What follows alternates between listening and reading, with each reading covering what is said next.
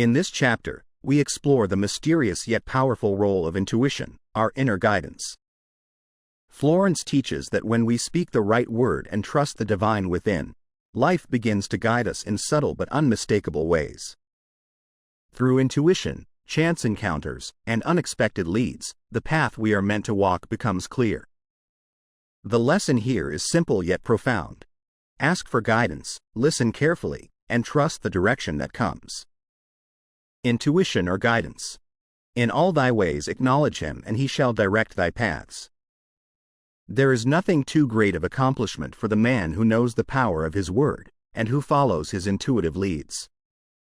By the word he starts in action unseen forces and can rebuild his body or remold his affairs. It is, therefore, of the utmost importance to choose the right words, and the student carefully selects the affirmation he wishes to catapult into the invisible. He knows that God is his supply, that there is a supply for every demand, and that his spoken word releases this supply. Ask and ye shall receive. Man must make the first move. Draw nigh to God and he will draw nigh to you. I have often been asked just how to make a demonstration. I reply, speak the word and then do not do anything until you get a definite lead. Demand the lead, saying, Infinite Spirit, reveal to me the way. Let me know if there is anything for me to do. The answer will come through intuition, or hunch, a chance remark from someone, or a passage in a book, etc. The answers are sometimes quite startling in their exactness. For example, a woman desired a large sum of money. She spoke the words, Infinite Spirit, open the way for my immediate supply. Let all that is mine by divine right now reach me, in great avalanches of abundance. Then she added, give me a definite lead, let me know if there is anything for me to do. The thought came quickly, give a certain friend, who had helped her spiritually, $100. She told her friend, who said, wait and get another lead, before giving it. So she waited, and that day met a woman who said to her, I gave someone $1 today. It was just as much for me, as it would be for you to give someone 100. This was indeed an unmistakable lead, so she knew she was right in giving the $100. It was a gift which proved a great investment, for shortly after that, a large sum of money came to her in a remarkable way. Giving opens the way for receiving. In order to create activity in finances, one should give. Tithing or giving 1/10 of one's income is an old Jewish custom and is sure to bring increase. Many of the richest men in this country have been tithers, and I have never known it to fail as an investment. The 10th part goes forth and returns blessed and multiplied. But the gift or tithe must be given with love and cheerfulness, for God loveth a cheerful giver. Bills should be paid cheerfully. All money should be sent forth fearlessly and with a blessing. This attitude of mind makes man master of money. It is his to obey, and his spoken word then opens vast reservoirs of wealth. Man, himself, limits his supply by his limited vision. Sometimes the student has a great realization of wealth but is afraid to act. The vision and action must go hand in hand, as in the case of the man who bought the fur-lined overcoat. A woman came to me asking me to speak the word for a position. So I demanded, Infinite Spirit, open the way for this woman's right position. Never ask for just a position. Ask for the right position, the place already planned in divine mind, as it is the only one that will give satisfaction. I then gave thanks that she had already received, and that it would manifest quickly. Very soon, she had 3 positions offered her, 2 in New York and 1 in Palm Beach, and she did not know which to choose. I said, ask for a definite lead. The time was almost up and was still undecided, when one day, she telephoned, when I woke up this morning, I could smell Palm Beach. She had been there before and knew its balmy fragrance. I replied, well, if you can smell Palm Beach from here, it is certainly your lead. She accepted the position, and it proved a great success. Often one's lead comes at an unexpected time. One day, I was walking down the street, when I suddenly felt a strong urge to go to a certain bakery, a block or 2 away. The reasoning mind resisted, arguing, there is nothing there that you want. However, I had learned not to reason, so I went to the bakery, looked at everything, and there was certainly nothing there that I wanted. But coming out I encountered a woman I had thought of often, and who was in great need of the help which I could give her. So often, one goes for one thing and finds another. Intuition is a spiritual faculty and does not explain but simply points the way. A person often receives a lead during a treatment. The idea that comes may seem quite irrelevant, but some of God's leadings are mysterious. In the class, one day, I was treating that each individual would receive a definite lead. A woman came to me afterwards and said, "While you were treating, I got the hunch to take my furniture out of storage and get an apartment." The woman had come to be treated for health. I told her I knew in getting a home of her own, her health would improve, and I added, "I believe your trouble, which is a congestion, has come from having things stored away."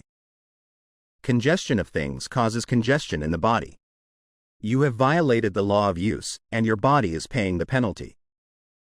So I gave thanks that divine order was established in her mind, body, and affairs. People little dream of how their affairs react on the body. There is a mental correspondence for every disease. A person might receive instantaneous healing through the realization of his body being a perfect idea in divine mind, and, therefore, whole and perfect, but if he continues his destructive thinking, hoarding, hating, fearing, condemning, the disease will return. Jesus Christ knew that all sickness came from sin, but admonished the leper after the healing, to go and sin no more, lest a worse thing come upon him. So man's soul, or subconscious mind, must be washed whiter than snow, for permanent healing, and the metaphysician is always delving deep for the correspondence. Jesus Christ said, "Condemn not lest ye also be condemned. Judge not, lest ye be judged." Many people have attracted disease and unhappiness through condemnation of others. What man condemns in others, he attracts to himself. For example, a friend came to me in anger and distress because her husband had deserted her for another woman. She condemned the other woman and said continually, she knew he was a married man and had no right to accept his attentions. I replied, "Stop condemning the woman, bless her, and be through with the situation. Otherwise, you are attracting the same thing to yourself." She was deaf to my words, and a year or two later, became deeply interested in a married man, herself. Man picks up a live wire whenever he criticizes or condemns and may expect a shock. Indecision is a stumbling block in many a pathway. In order to overcome it, make the statement, repeatedly, "I am always under direct inspiration. I make right decisions, quickly." These words impress the subconscious, and soon one finds himself awake and alert, making his right moves without hesitation. I have found it destructive to look to the psychic plane for guidance, as it is the plane of many minds and not the one mind. As man opens his mind to subjectivity, he becomes a target for destructive forces. The psychic plane is the result of man's mortal thought and is on the plane of opposites. He may receive either good or bad messages. The science of numbers and the reading of horoscopes keep man down on the mental or mortal plane, for they deal only with the karmic path. I know of a man who should have been dead years ago, according to his horoscope, but he is alive and a leader of one of the biggest movements in this country for the uplift of humanity. It takes a very strong mind to neutralize a prophecy of evil. The student should declare, "Every false prophecy shall come to naught. Every plan my Father in heaven has not planned, shall be dissolved and dissipated. The divine idea now comes to pass." However, if any good message has ever been given one, of coming happiness or wealth, harbor and expect it, and it will manifest sooner or later, through the law of expectancy.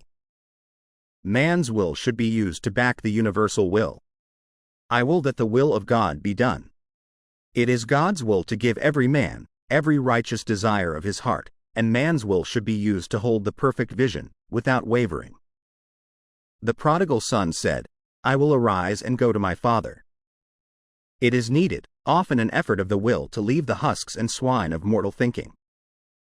It is so much easier, for the average person, to have fear than faith, so faith is an effort of the will. As man becomes spiritually awakened, he recognizes that any external inharmony is the correspondence of mental inharmony. If he stumbles or falls, he may know he is stumbling or falling in consciousness. One day, a student was walking along the street condemning someone in her thoughts. She was saying, mentally, that woman is the most disagreeable woman on earth, when suddenly 3 Boy Scouts rushed around the corner and almost knocked her over. She did not condemn the Boy Scouts, but immediately called on the law of forgiveness, and saluted the divinity in the woman. Wisdom's way are ways of pleasantness, and all her paths are peace. When one has made his demands upon the universal, he must be ready for surprises. Everything may seem to be going wrong, when in reality, it is going right. For example, a woman was told that there was no loss in divine mind, therefore, she could not lose anything which belonged to her. Anything lost would be returned, or she would receive its equivalent. Several years previously, she had lost $2,000.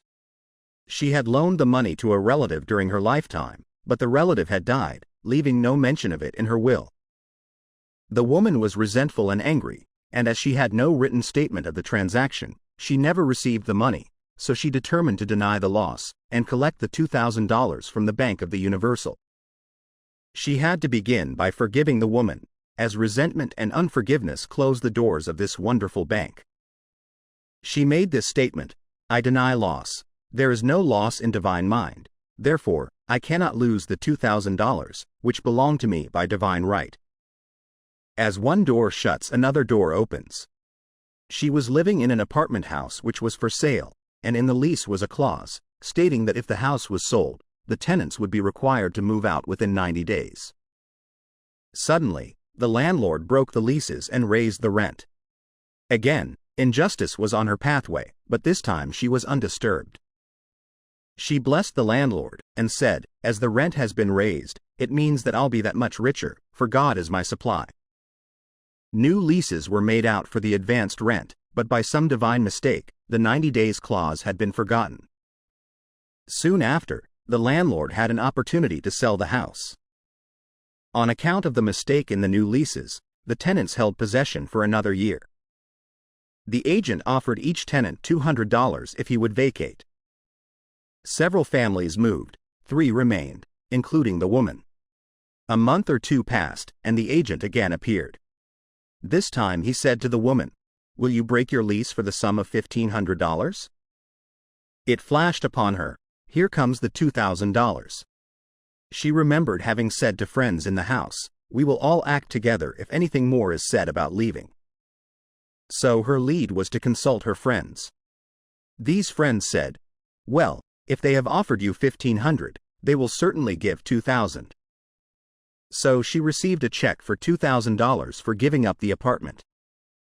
It was certainly a remarkable working of the law, and the apparent injustice was merely opening the way for her demonstration.